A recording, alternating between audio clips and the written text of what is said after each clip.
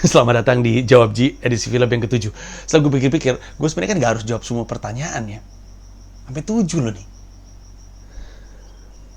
Tapi udahlah, gue sebarin aja. Toh saya selalu butuh konten kan. Dan pertanyaan menarik-menarik. TB Ahmad King. Siapa di film-film atau sutradara yang banyak jadi referensi dengan pengaruh film ke Bang Panji?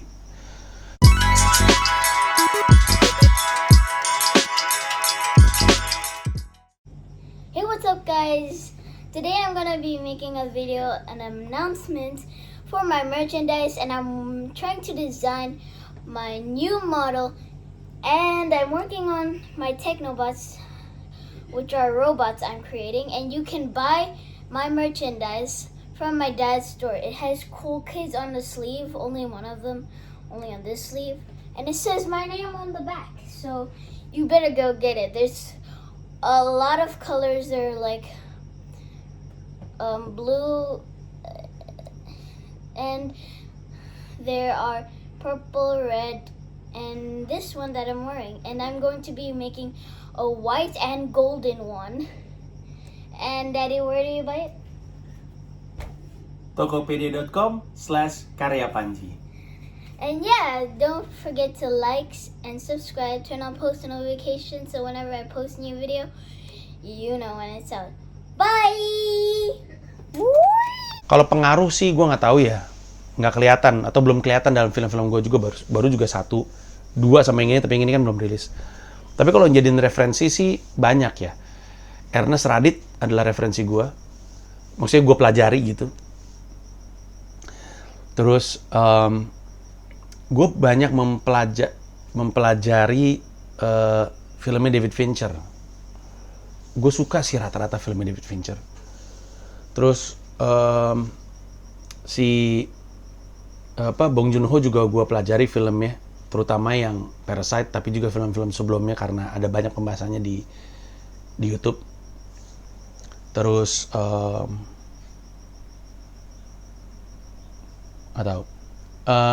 Quentin dalam keberaniannya dia untuk beda dan nyeleneh. Dan Edgar Wright, nah itu dia. Particular itu banyak yang ngambil referensi dari Edgar Wright. Edgar Wright itu yang bikin Shaun of the Dead, Hot Fuzz, The World's End. Edgar Wright itu.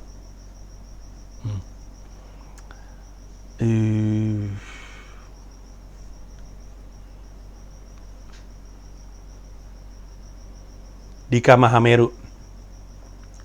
5 film paling mengedukasi. Ini sarkastik ya? Kenapa sih film harus mengedukasi?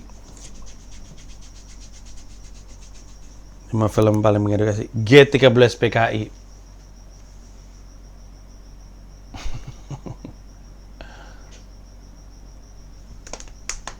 Nggak tahu gue malah nggak bisa jawab. Film paling mengedukasi. Nggak tahu gue, nggak bisa jawab. Gue mau jawab Kosmos tapi bukan film tuh. Nggak tahu gue, satu aja nggak bisa.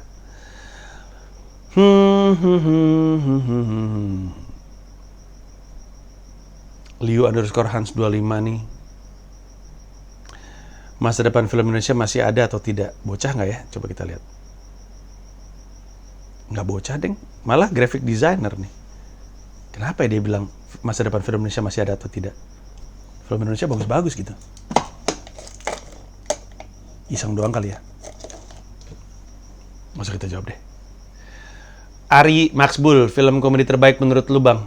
Sorry, yang tadi nggak gue jawab karena retoris ya. Film komedi terbaik menurut lu? Menurut gue, Particular dan antara Tropic Thunder, kan menurut gue itu gue banget, atau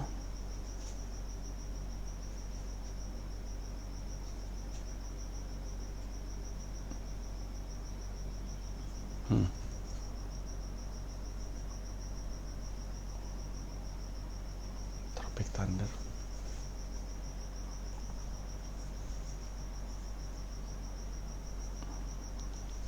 Sebentar. Coba kita coba ya.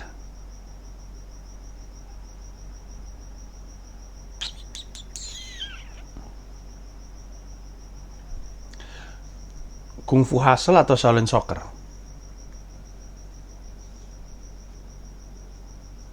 Kung Fu Hustle. Antara Kung Fu Hustle sama Tropic Thunder. Kung Fu Hustle apa Tropic Thunder ya? Kung Fu Hustle. Lama banget gue jawabnya ya. Next.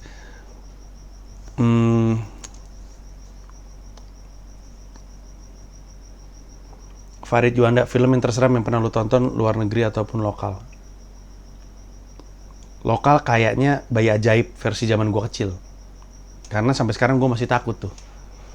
Habis itu yang luar negeri kayaknya Exorcist atau Poltergeist. Kayaknya Exorcist sih. Karena gue juga nonton waktu kecil. Sampai sekarang gue masih takut.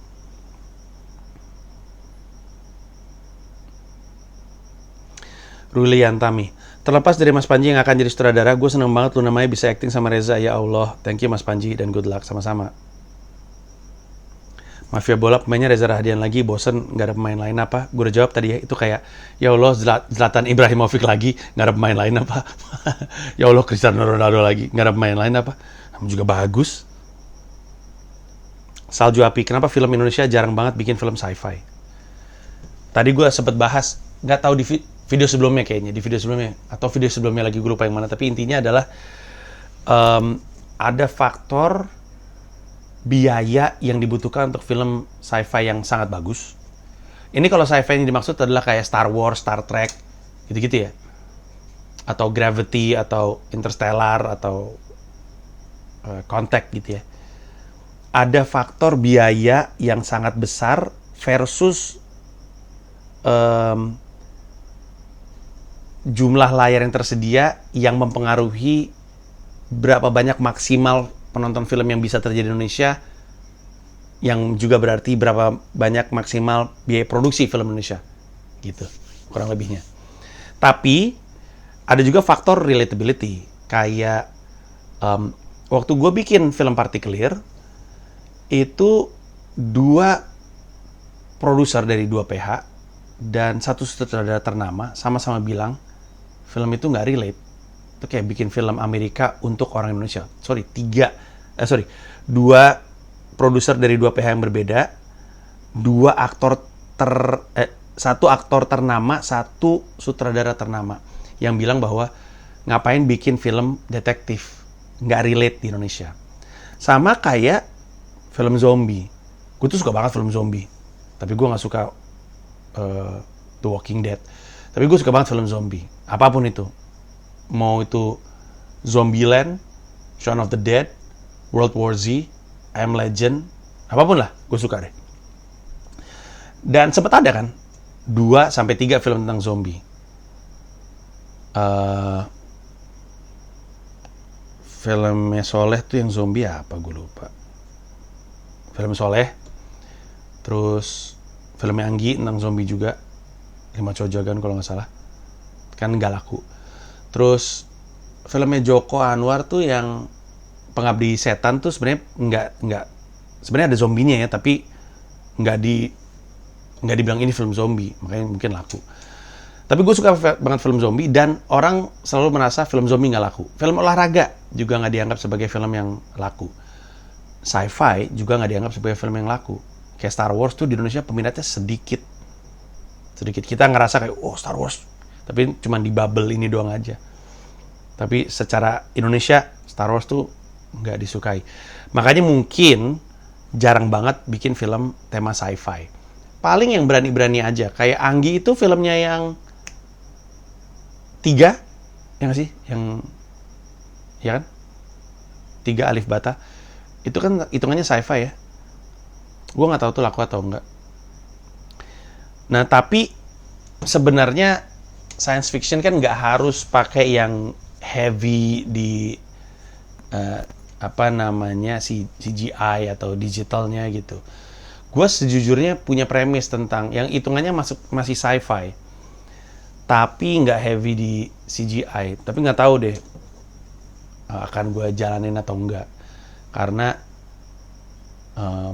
ya produser banyak yang nggak minat, dan gue nggak seniat itu untuk pakai duit gue sendiri untuk bikin film ini. Gitu.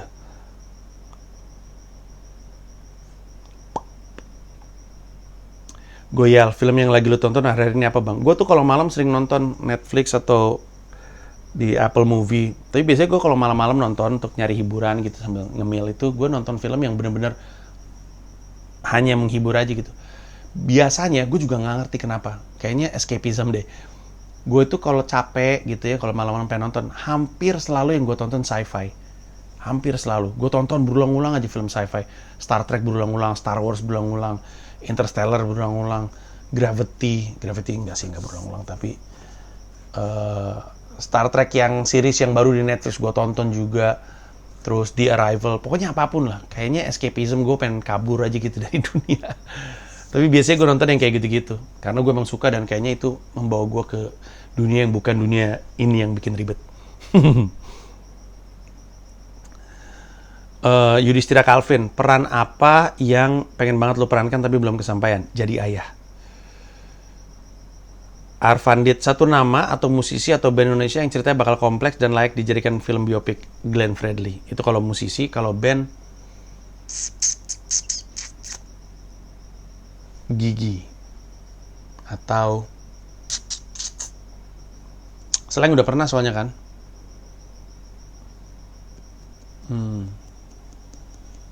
Mungkin Dewa kali ya. Terus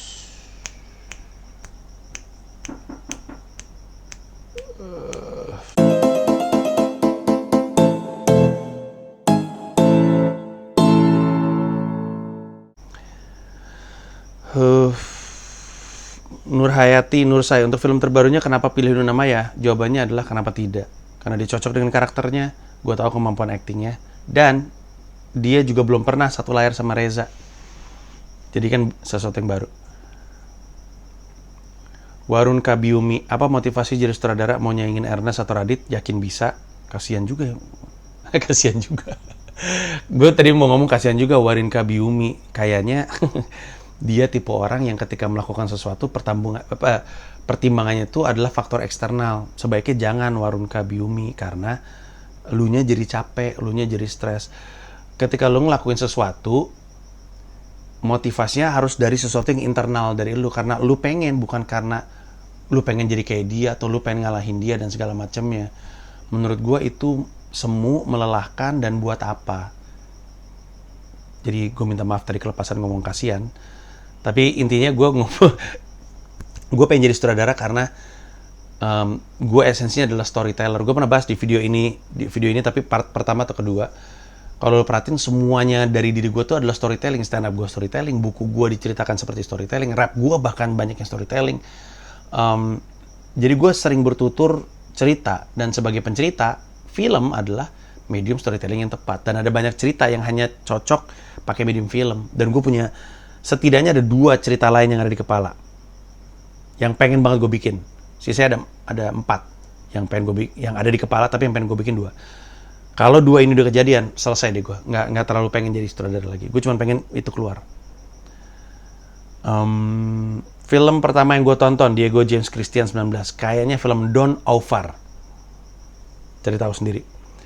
Angga Firmansyah, Mbak Luna mentertawakan film Partikelir? Nggak tahu. Kayaknya enggak sih. Gue pernah bahas di film sebelumnya. Biasanya orang-orang yang terlibat di film tuh nggak ngetawain film karena filmnya nggak laku. Kecuali kalau misalkan ya di antara kita-kita ya, kayak gua, Ernest, Radit ya, di antara kita-kita ya kita ketawa-ketawa. Tapi sineas tuh nggak kayak gitu, karena semua orang pasti pernah terlibat di film yang nggak sesuai ekspektasi.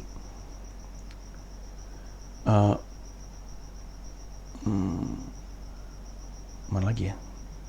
Udah jawab.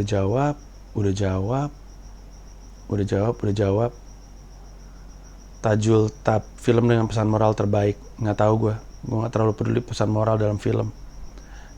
Isal, directing style seperti apa? Nggak tahu. Kayaknya baru banyak film deh kemudian kelihatan directing style seperti apa. Karena aneh aja menurut gue adalah sutradara yang selalu seperti ini. Kan tergantung kebutuhan adegannya. Nggak terlalu penting. Udah dijawab.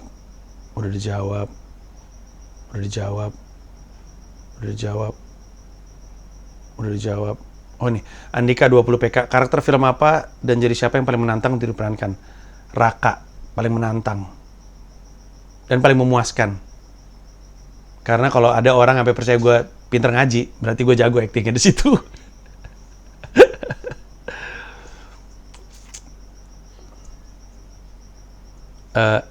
Aldi.Budianto, gimana cara nyusun skrip film bagi pemula menurut lu, Bang? Ada waktu itu gue ngeliat di YouTube ya, dia bilang nulis cerita pakai index card atau pakai kartu. Pertama lu tulis film lu tentang apa dalam satu kartu. Kartu segini nih, kartu segini. Ini ada kartu segini. Lu bikin banyak nih kayak satu tumpuk. Abis itu lu tulis film lu tentang apa, satu kartu. Abis itu lu taruh 3 kartu di bawahnya. Kartu kosong nih. Abis itu lu tulis film lu dalam 3 kartu. Misalnya, film tentang kehidupan Panji Pragiwaksono. Terus dibagi 3. Film tentang kehidupan Panji Pragiwaksono dimulai dari ketika dia lahir di Singapura. Terus kartu kedua, ketika dia kuliah dan SMA. Terus ketika dia berhasil bikin spesial di Istora. Abis itu taruh lagi 5. Terus tulis lagi. Film terus aja lu isi sampai 8. Nah itu 8 sequence tuh. 8 sequence ini adalah patokan untuk bikin naskah. Banyak yang digituin terus aja sampai panjang banget itu dikumpulin kemudian dipindahin dalam bentuk kertas. Itu kurang lebihnya. Frestian, kalau diajak main film superhero, maunya tolong jawab satu persatu. Di Universe Marvel, DC, Bumi Langit. Marvel pengennya gue Iron Man karena gue suka. DC pengennya Batman karena gue suka. Bumi Langit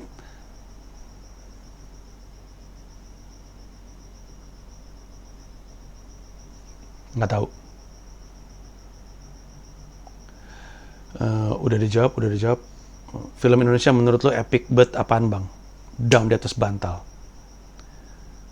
Udah dijawab.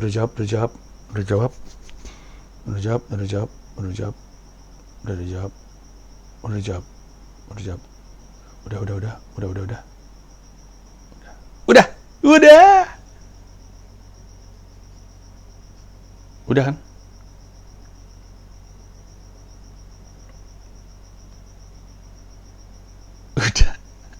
Udah semua. Oke, akhirnya selesai. 7 film.